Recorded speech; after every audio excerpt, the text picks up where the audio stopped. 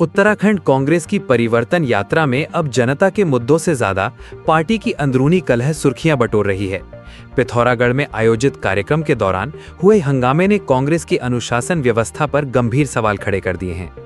कार्यक्रम में हुए विरोध और अव्यवस्था से प्रदेश कांग्रेस अध्यक्ष गणेश गोदियाल नाराज बताए जा रहे हैं।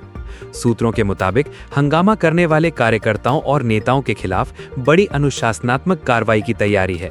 जरूरत पड़ने पर पार्टी से निष्कासन तक की कार्रवाई हो सकती है। वहीं पिथौरागढ़ से कांग्रेस विधायक मयूख मेहर ने भी नाराजगी खुलकर जाहिर की है। उन्होंने दो टूक कहा कि यदि कार्यक्रमों में इस तरह का माहौल रहेगा तो ऐसे आयोजनों में बैठने का कोई लाभ नहीं है, बल्कि वहां सम्मान खोने का खतरा रहता है।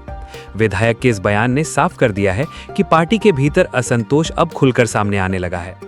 आगामी विधानसभा चुनाव से पहले कांग्रेस जहां सत्ता में वापसी का दावा कर रही है, वहीं पिथौरागढ़ की ये घटना पार्टी की अंदरूनी गुटबाजी और अनुशासनहीनता को उजागर करती नजर आ रही है। अब सभी की निगाहें इस बात पर टिकी हैं कि प्रदेश नेतृत्व हंगामा करने वालों पर कितना सख्त कदम उठाता है। मैं ये कहना चाहूँगा कि सभी कांग्रेस जन एकजुट होकर भारतीय जनता पार्टी की कुनीतियों का पर्दाफाश करें, भारतीय जनता पार्टी के कुत्सित विचारों को फैलने से रोकें। समाज के लिए आवश्यक है कि समाज में जिस प्रकार से भारतीय जनता पार्टी की सरकार ने भ्रष्टाचार की जड़ों को बहुत गहरे तक रोपित करने का काम किया है, उन जड़ों को समाज से उखाड़ें और समाज में बदलाव का आह्वान करें। मैं आज पिथौरागढ़ से सभी सम्मानित पिथौरागढ़ के जनमानस का आह्वान करता हूं कि जिन जिन तकलीफ़ों से होकर आप गुजर रहे हैं, यदि कोई व्यक्ति इस तकलीफ़ से गुजर रहा है कि उसके बच्चे ने परीक्षा की तैयारियां की, भर्ती परीक्षाओं के लिए बहुत तैयारियां की और उन तैयारियों के बाद अंतिम समय में ये पता चला कि पेपर लीक हो गया, तो उसको कितनी पीड़ा हो रही होगी।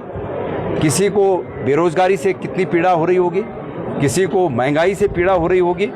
उन सबको मेरा ये कहना है कि इसका एक ही हल है और वो हल है परिवर्तन। इसलिए सब लोग परिवर्तन के लिए कमर कसें। और लोकतंत्र में जब किसी दल में सत्ता करते करते तानाशाही आ जाती है तो भारत के संविधान ने एक शक्ति सब आम जनमानस के हाथ में दी है, जो 5 साल में एक बार उनके हाथ में आती है।